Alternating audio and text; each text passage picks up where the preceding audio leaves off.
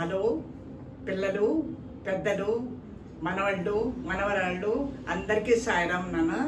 Welcome to Sarojini Devi Telugu channel. మీరు share చేసి, like చేసి, సబ్స్క్రైబ్ చేయండి నాన్న. కామెంట్లో కూడా పెట్టండి. పెడితే మనకి ఎంతో ఇంకా డెవలప్మెంట్ వస్తుంది. ఆన్లైన్ క్లాసులకి ఎంతోమందికి మనం అవకాశం ఇచ్చిన వాళ్ళు వస్తాం నాన్న. కొత్త వాళ్ళు కూడా హిందీ తెలుస్తుంది, తెలుగు తెలియదు. ఆ తెలుగు కూడా వాళ్ళు నేర్చుకోవచ్చు నాన్న. ఇప్పుడు మీకు ఒక ఇది చెప్తున్నాను. మనం మాట ఇస్తాం. మాట ఎందుకు ఇస్తాము? ఆ మాట నెరవేరుస్తామా? రేపు వస్తానంటారు, రేపు రాము. వాళ్ళు ఎదురు చూస్తూ ఉంటారు మన కోసం. మేము రాలేకపోయినామని కనీసం ఫోన్ అన్నా చేయాలి వాళ్ళకి, కానీ ఇన్ఫర్మేషన్ అన్నా పంపాలి. అదేం లేదు, సరేలే పోతామలేదు. అది చాలా తప్పు. అందుకే స్వామి చెప్తారు, మనం వాచ్ పెట్టుకుంటాం కదా, వాచ్కి స్పెల్లింగ్ ఏంటి? WATCH.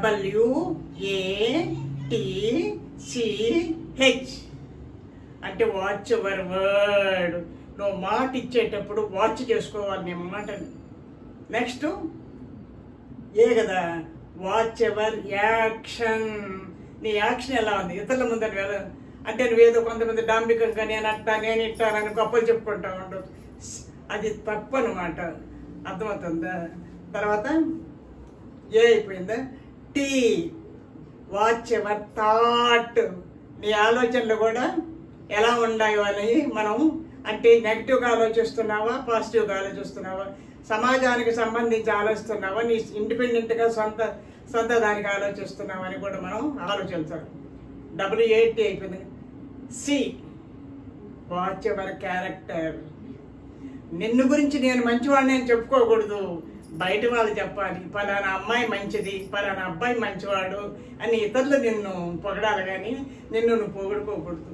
కాబట్టి నీ క్యారెక్టర్ నువ్వు అబ్జర్వ్ చేసుకోవాలి, వాచ్ చేసుకోవాలి. వాచ్ అంటే వాచ్ చేసుకుంటూ ఉండాలి ఎప్పుడు నువ్వు. తర్వాత ఏమైందా? Watch ever character. తర్వాత WATCH. ఇప్పుడు next heart. Watch ever heart. నీ హృదయం ఎలా ఉందా కూడా అది కూడా వాచ్ చేసుకోవాలి. అంటే బయటికి బాగానే ఉంటాం, మాటలందు మంచి మనసులో చేదుంచ మంచి కాదు మీకు మచ్చగాని, మచ్చలేని బ్రతికి మహిళన చెల్లురా ఉన్న మాట తెలుపుచున్న మాట. మనస వాచ కర్మణ మనము త్రికరణ శుద్ధిగా చేయాలి. ఏం చేసినా కానీ ఇక మీదట మీరు ఎవరికైనా మాట ఇస్తే మాటని నెరవేర్చుకోండి, లేదా వాళ్ళకి సారీ చెప్పండి. అంతేగాని మాట ఇచ్చి వస్తామని రాకుండా ఉండకూడదు. మీరు ఒక దేవాలయానికి పోవాలనుకుంటున్నాను, అది మీ చేతుల్లో లేదు. మీరు చుట్టాలైనా రావచ్చు. అంటే every action in the world is directed by God only. భగవంతుడు నిర్ణయిస్తాడు నువ్వేం చేసేది. అర్థమైందా బంగారు? కాబట్టి మీరు ఎప్పుడు కూడా వాచ్ పెట్టుకున్నప్పుడంతా ఈ ఆన్లైన్లో అమ్మమ్మ చెప్పినటువంటి ఈ పదాలని గుర్తుపెట్టుకోండి, ఈ నీతి వాక్యాలు గుర్తుపెట్టుకోండి. స్వామి చెప్తారు, tell ever company tell ever character. అంటే నీ కంపెనీ ఎటువంటిదో చూస్తే నీ క్యారెక్టర్ నేను చెప్తాను. అంటే బ్యాడ్ ఫ్రెండ్షిప్ని మనం అవాయిడ్ చేయాలి. తేజ దుర్జన సంగమం, భజ సాధు సమాజం. సాధువులతో మంచి వాళ్ళతో మనం కూడాలి, చెడ్డ వాళ్ళని వదిలేయాలన్నమాట. Avoid bad friendship. ఓకేనా? ఇప్పుడు మనం గుణింతాలకు వస్తామా నాన్న? అందరూ రండి. పలకలు, పరపాలు, పెన్లు, పెన్సిళ్ళు, అరేజర్లు, పెన్లు, బుక్లు అన్నీ తెచ్చుకొని కూర్చొని శ్రద్ధగా వినండి, రాయండి, చూడండి, నేర్చుకోండి నాన్న. షాకు దీర్ఘమిస్తే షా గుడిస్తే షి, షాగుడి దీర్ఘమిస్తే షి, షాకొమ్మిస్తే షు, షాకొమ్ము దీర్ఘమిస్తే షు, షాకు వృత్తమిస్తే శ్రు, షాకు వృత్తం దీర్ఘమిస్తే శ్రు, షాకేత్వమిస్తే షే, శాకేత్వం దీర్ఘమిస్తే షే, శాకైత్వమిస్తే షై, శాకోత్వమిస్తే షో, శాకోత్వం దీర్ఘమిస్తే షో, శాకౌత్వమిస్తే షౌ, శాఖ సున్నా పెడితే శం, షాకు 2 సున్నాలు పెడితే షహ. ఫస్ట్ టైం అయిపోయిందా నాన్న? ఇప్పుడు సెకండ్ టైము చెప్తున్నాను. అందరూ శ్రద్ధగా ఎంతో ఇంట్రెస్ట్గా వినండి. అటు ఇటు దిక్కులు చూడొద్దు, బయటికి వెళ్ళొద్దు, కూర్చొని ఉండండి. షా, షాకు దీర్ఘమిస్తే షా, షా గుడిస్తే షి, షా గుడి దీర్ఘమిస్తే షి, షా కొమ్మిస్తే షు, షా కొమ్ము దీర్ఘమిస్తే షు, షాకు రుత్వమిస్తే శ్రు, షాకు రుత్వం దీర్ఘమిస్తే శ్రు, షాకేత్వమిస్తే షే, షాకేత్వం దీర్ఘమిస్తే షే, షాకైత్వమిస్తే షై, షాకోత్వమిస్తే షో, షాకోత్వం దీర్ఘమిస్తే షో, షాకౌత్వమిస్తే షౌ, షాకు 0 పెడితే షం, షాకు 2 సున్నాలు పెడితే షహ. ముచ్చటగా ఇప్పుడు 3వసారి చెప్పుకుందాం అబ్బాయి గారు. అందరూ డ్రిల్లింగ్ చేయండి నాతోటి. నేను ఎలా చెప్తున్నానో మీరు కూడా అలాగే పలకండినాను. షా, షాకు దీర్ఘమిస్తే అంటే ఇప్పుడు ఎక్స్ప్రెస్ ఎక్కాం కదా మనము, ఎక్స్ప్రెస్ స్పీడ్గా వెళ్ళిపోద్ది కదా, సూపర్ ఫాస్ట్ ఎక్స్ప్రెస్ అన్నమాట ఇది.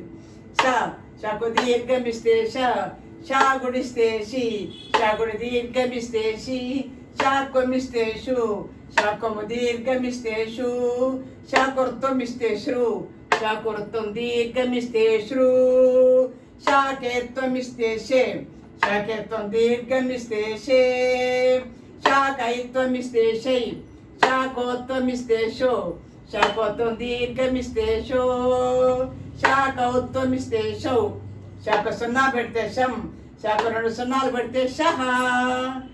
ఓకేనా బంగారు?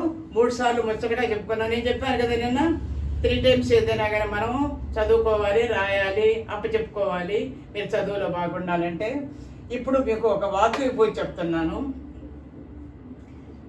శీలము లేని మనిషి చిల్లుల కుండ వంటి వాడు. చెప్పండి నాన్న.